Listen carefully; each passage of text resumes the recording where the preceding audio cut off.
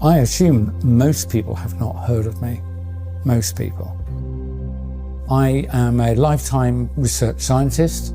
I worked for 32 years in the pharmaceutical industry and biotech. My most senior positions were at Pfizer. I was vice president and worldwide head of research in allergic and respiratory diseases.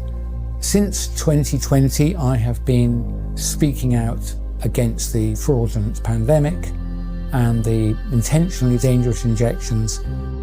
And my experience has been to have been censored and smeared, largely.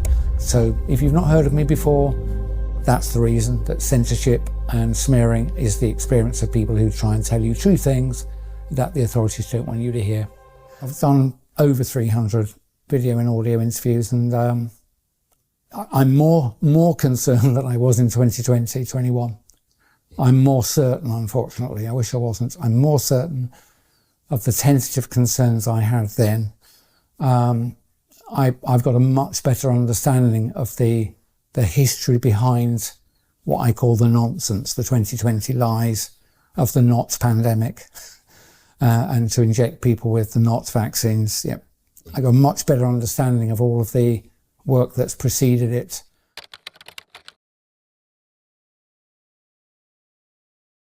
When I first spoke, when I did a major interview in 2021, I was at that point sure that there wasn't a pandemic, or at least whatever was happening had been deliberately and through planning exaggerated to frighten people. And I focused very much, because of my history as a research executive in pharma for over 30 years, I was very concerned about the injections, because I knew there wasn't a public health threat, so why would you want to be injected? Every molecule and atom and constituent of every medicine is in there because somebody chose to put it in there. Hopefully for good reasons, but they put it in there for a purpose, to stabilize something or make it big enough to swallow in the form of a tablet. If you just have the active ingredients in some drugs, it's too small to see.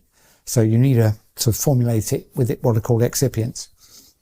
But when I spoke before, I could see multiple features in the so-called vaccines that was not necessary, even if I believed the lies about what I was being told about these things. Even if you believed them, it would not be necessary to incorporate certain features about them. And so my bottom line is, I think, and I'm well qualified to make this claim, probably better qualified than any other single person speaking out. They have been designed intentionally to injure, kill, and reduce fertility.